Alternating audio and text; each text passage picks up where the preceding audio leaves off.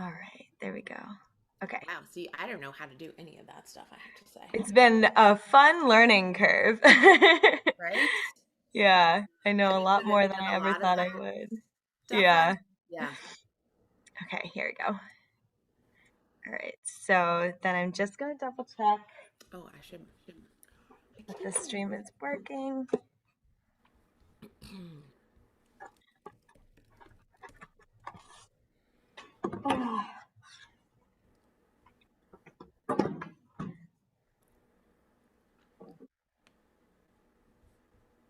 okay. I'm just gonna also be checking my email a little bit just to make sure if anyone's Yeah, of having course. trouble. Absolutely. I will basically just follow your lead. So, Awesome. Well, thank you so much. All right.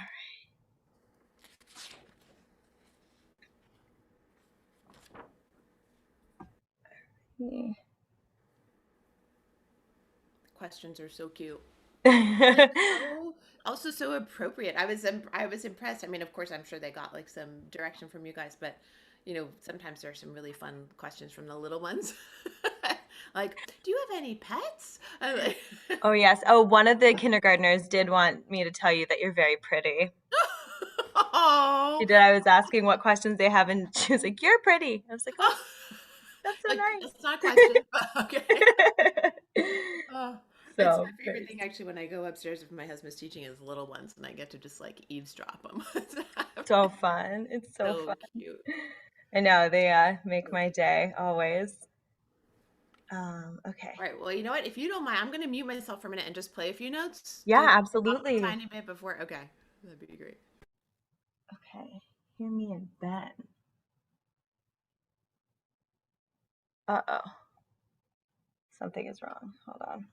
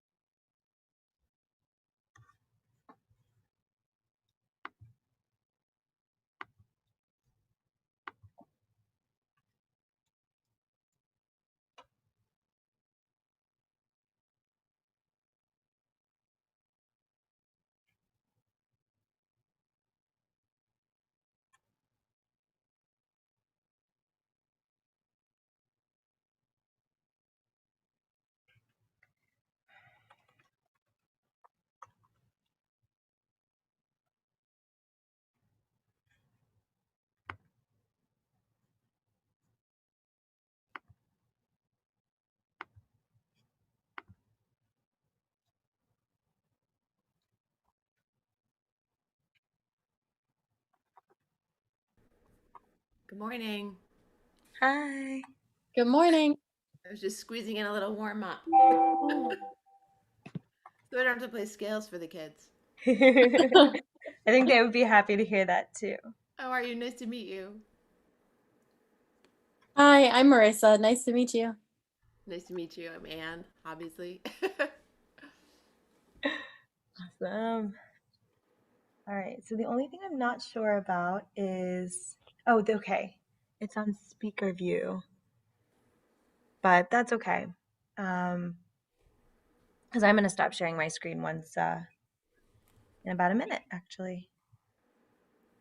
So we'll just go back and forth when one of us is talking, basically, then on the stream. Is that Yeah. But once I stop sharing, it should have all of us on there. But I have the thing up just in case.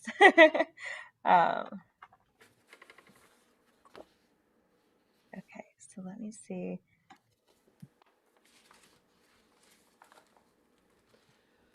a whole new world, all this stuff? It is. I know. It'll be interesting to see how much of it we continue using when things are back to normal. Because it is kind of great for stuff like this, to I be able to do know. master classes anywhere or have people from literally anywhere in the world. I mean, it's kind of amazing. It is. It is. I know. It really does make a lot of things a lot more accessible. Mm-hmm. Yep. Okay. Alrighty. So it doesn't tell me how many people are here, but hopefully. Oh, 10 people are watching now. Okay, so I think we are good to go. So welcome, Argenziano School. We are so excited to be joined today by Miss Ann Bobo. So to get started this morning, we are going to just let her speak to us a little bit about what she does and her instrument, and then we're going to share some of the questions that you brainstormed with her, and she's going to answer them for us. So wherever you are, if you can give a big virtual cheer and a big Argenziano welcome, and hello. Hi. Hi, everybody. I am so happy to be here with you this morning. I hope everybody's good on this chilly but beautiful and sunny day. Um, yes, so my name is Anne Bobo, and and yes, it's a funny name, and it's okay to laugh at it if you want. People ask me all the time, is that really your real name? Like, yes, it really is. It's not a stage name. So I am a professional flute player, which means that for my job, for work, I play the flute and I also teach. I also teach people to play the flute. I teach at the Boston Conservatory at Berkeley, which is college age students. And then I also teach at the Rivers School Conservatory, which is out in Weston, Massachusetts. And I'm just realizing that I should make sure my phone is quiet. Let me do that.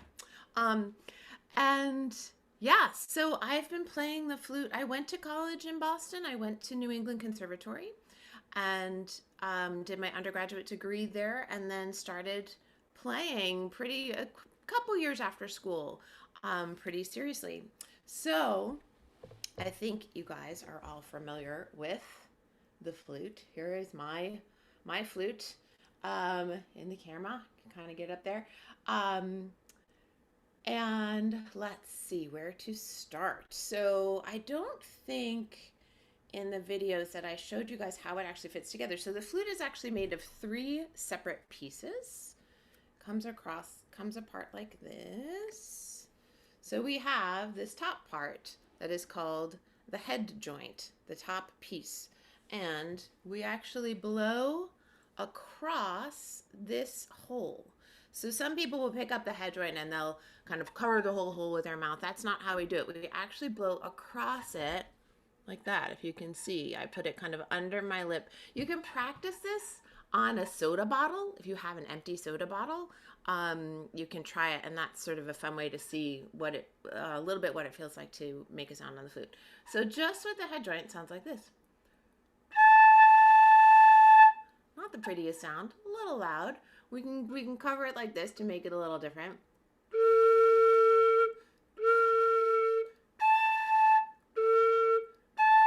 Or do these silly things.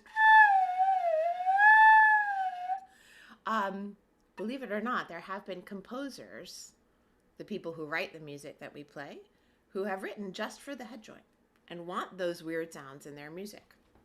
Can be kind of cool.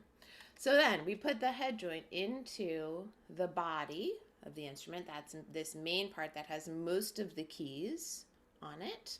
A lot of keys on there. These are called keys, each of these places where we put our fingers. And then we have the foot joint, the other little piece on the end. And then we end up with the whole instrument, which sounds like this, much better.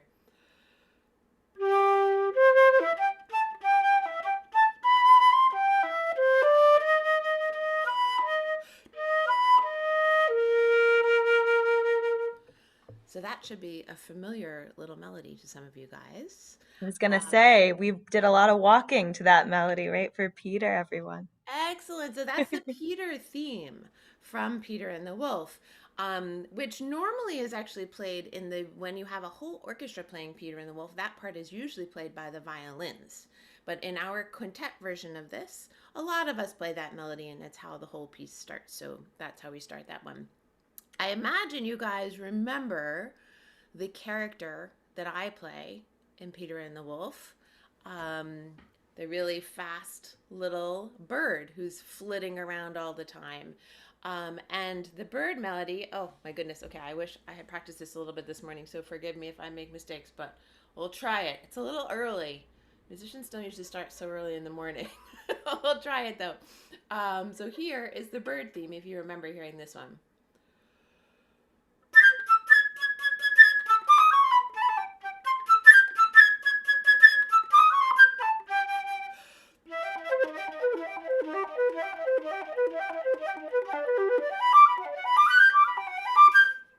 So there is a little bit of the fast, flighty bird that flies around. Flute players end up playing birds a lot. There are a lot of songs, especially in the orchestra, where we make bird sounds. In fact, there's a composer named Messiaen, Olivier Messiaen, which is kind of a fun word to say if you want to try saying that one, who really made his whole career around writing down what birds sound like, and has written many pieces with really interesting bird calls for the flute and for other instruments as well. But then there's another very famous piece, I don't know if you maybe have heard in your music classes, called Carnival of the Animals. Not yet, but Not yet, soon. okay. Soon. So there's a very famous bird movement from that one too that I'm not going to try to play right now because it's super hard and I haven't practiced it, and I still have to practice all the time. So there you have a little intro about the flute. We are a member of the woodwind family, and I think that was covered a little bit in our demos with the quintet. But what do you think, Ms. Shore? Should we go on to questions? Uh-oh, I lost your sound. I think you're muted. Thank you. We're all used to that, right? Yeah, so we have a lot of questions. So, Miss John Gregorio, do you want to start off and we can kind of alternate questions and we'll do as many questions as we have time for? Sure. From Holtzman, somebody wants to know, how did you learn to play the flute?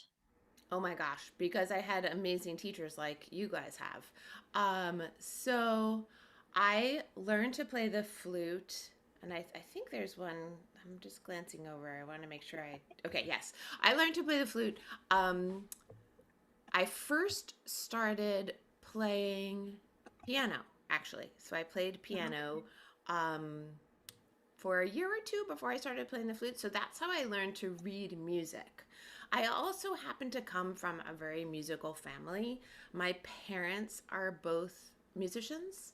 My older sister is also a professional musician. Oh, wow. My parents were both teachers, so I kind of grew up surrounded by it. And then I started playing it in band in school. And I took private lessons, so I would go to my teacher's house for an hour each week, and she would teach me. And you really start very simply. I don't know if are you guys doing any recorder? Maybe not Not yet with yet. Yeah, not, and usually in third grade. So that'll be our next group of students.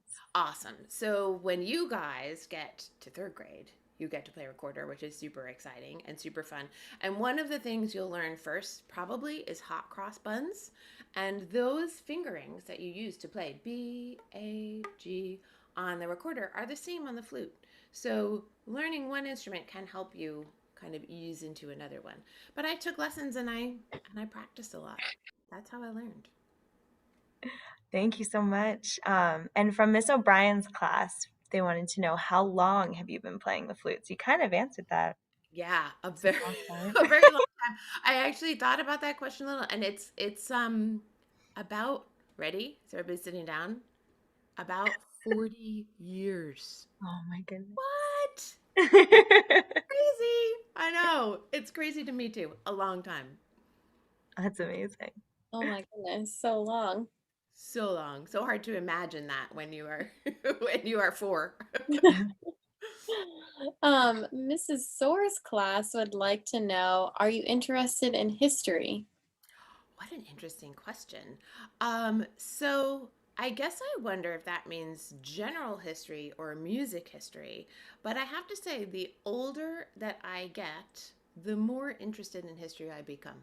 Because I feel like you really start to see how things that happened before you were around affect your life now. So I guess my answer to that would be yes. Yeah. And then Mrs. Campos's class, they kind of got this answer already. They wanted to know how you put the flute together. And specifically, they were very curious in why it's shaped the way it's shaped. That was a big Oh, question of why it looks the way wow. it does. That is such a good question. And I'm not sure I have a really good answer to it. You guys are giving me some things to think about, which is great. Um, so, oh gosh, why? So I showed you how it goes together in the three parts. Um, I don't know if I have a good answer to that. Frankly, why is it shaped the way it's shaped? I mean, it's just the way flutes were created, millennia ago when they just started out as little tubes of bamboo. And I think people discovered that if you blew across them that way, that's how you got the sound.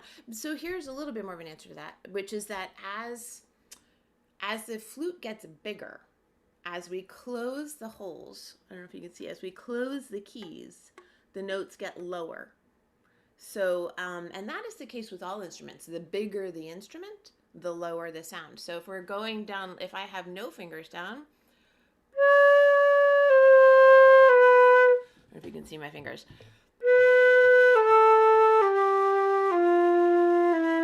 As I close the keys, that makes the tube longer and makes the notes lower. I think that's a great answer. That was a great explanation. Yeah. From Mrs. Campos's class, they also want to know, where did you get your flute? Oh, what a cool question. What a great question. So, actually, Boston is a really important place for flute makers. So, the professional flutes that most professionals play now are handmade in a factory with machines, but by people. So, like, actually, each little piece on here is made by a person. And the biggest American flute makers are all based right outside of Boston. So this is called a Powell flute. That's the name of the company, Vern Q. Powell, who started making flutes, I don't even know how long ago. I've been at least probably coming up on 100 years, I'm going to guess, if not longer. Um, and so mine is from the Vern Q. Powell Flute Company, which is in Maynard, Massachusetts, just a little bit west of here. There's also Brannan Brothers Flute Company, which is another huge one. They are in Woburn. And then there's Burkhart, there are a couple of smaller American makers. And so Boston is a super important place in terms of flute makers. Yeah, so I bought mine straight from the factory. I met the people who actually made it, which is That's so cool. cool. I don't know if I knew that there were so many Boston-based flute makers. I Yeah, didn't realize they were all right here. all right here. That is so cool. Yeah. And Miss Campos's class also wanted to know, How do you move the notes so quickly? So we were talking about the bird and how fast the bird's wings move and how fast the notes were on the flute. Yeah, so all of the notes are a combination of things. So it's a combination of what you do with your mouth up here, blowing across the tone hole, and then combinations of fingers down here. Um, so I showed you how, you go down one note at a time. When we get up into the high notes, our fingers do really weird things. Like if I go from an A to a G on high notes, they have to do movements like that or like that. And really, how you do it comes from practice because they are not normal things that you do with your fingers every day. Like this is not like, picking up your glass of water or whatever. So we have to train our fingers kind of like an athlete would learn to move on a field. We learn to move our fingers just the way we need to. And then you have to also make sure your air is doing the right thing. So if I'm playing this note with my fingers like this, I can get that low note, or I can change my air a little bit and do fingers still not moving, right? I can even go. So there are at least 4 different sounds I can get out with my fingers in the same place. So I have to make sure my lips are doing what I need them to do when my fingers are moving. So we start out by practicing stuff like this a lot.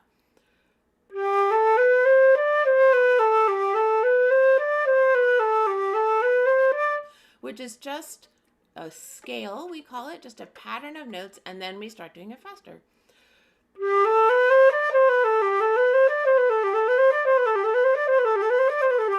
And the more you practice it, the faster you get at it. So that is pretty much how we do it. And even though I've been playing for 40 years, which I told you guys, I still have to practice every day. There are still things I want to get better at, which is sort of cool. That is really cool. Hmm. They also, Miss Campos's class, would also like to know, why is the flute in the woodwind family? That's a great question. Excellent question. So originally flutes were made of wood.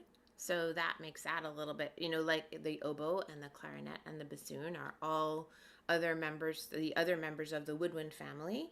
And we use our wind to play the instrument. So I think that, it just came from flutes originally also being wood and that we blow them just like the other woodwind family instruments. Awesome. And I think actually our next question you had answered. Miss Baumgarten's class had wanted to know if you played any other instruments. So I know you said piano in your learning. Yes, let me show you. Yeah, I think we have time to show you real quick. Okay. I did, yes, so I did play piano when I was growing up, and I played piano all the way through high school, and loved it, but I don't really play it that much anymore, and so I can't play it that well anymore because I haven't been practicing it. But I can still read piano music, which is helpful. I do also play this little guy, um, which is not in Peter and the Wolf, but this is featured in another one of our upcoming series that's about to come out, actually, if you guys get a chance to see that one. But this is the piccolo. And the piccolo is basically a tiny version of the flute, right? I don't know if I can get them both in the camera. The piccolo is much smaller. It plays 8 notes higher than the flute. And most professional flute players do have to also play the piccolo. This one looks really different, right? Do you have any guesses about what you think this one's made of? Does it look like a little more like the oboe or the clarinet? This one is actually made of wood with silver keys, but the body is all wood. And it's a little cold this morning, but let me just give you a couple notes.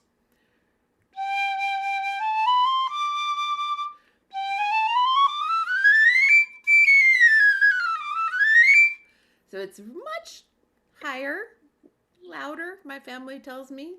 Um, yeah, so I do also play piccolo and Oh, alto flute. There are some bigger flutes too, actually. hmm, Yeah. so cool. Hmm. Miss Baumgarten's class also wants to know how long have you been playing Peter and the Wolf specifically? All right, you guys, you're aging me here. I started learning Peter and the Wolf when I was in high school because it is super hard. It's not a song you can play right away when you first start playing. And I still, like I said, I still have to practice it if I'm going to play it well. But I guess, so my gosh, I guess that's probably been 20 some odd years of playing Peter and the Wolf. Hard to imagine. Ah. And they had asked if you know how to play the piano, which you've graciously already answered. So I guess we will in our last minute, which is perfect. Miss O'Brien's class wanted to know if it's hard to play with other musicians, Also, with the other it musicians. was such a thoughtful and interesting question. Is it hard?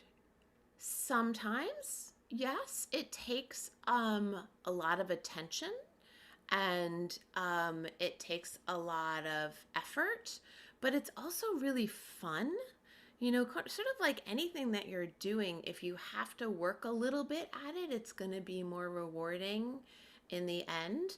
Um, so it can be hard if, you know, let's say you're playing a note with somebody else and it doesn't sound like it's right in the right place to be in tune with them. That can be hard.